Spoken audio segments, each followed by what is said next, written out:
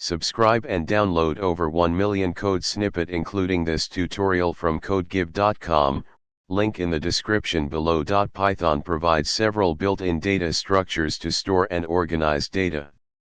3 commonly used data structures are lists, tuples, and dictionaries.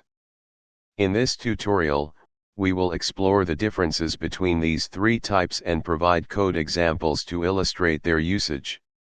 Definition: lists are mutable, ordered collections of elements, and they can contain elements of different data types. Syntax. Key characteristics.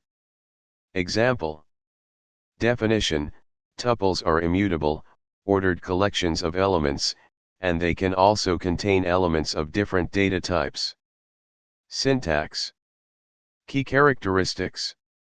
Example. Definition: dictionaries are mutable, unordered collections of key-value pairs, where each key must be unique. Syntax.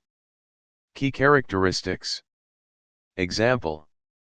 In summary, lists are suitable for ordered and mutable collections, tuples for ordered and immutable collections, and dictionaries for unordered collections of key-value pairs. The choice of data structure depends on the specific requirements of your program or application. ChatGPT.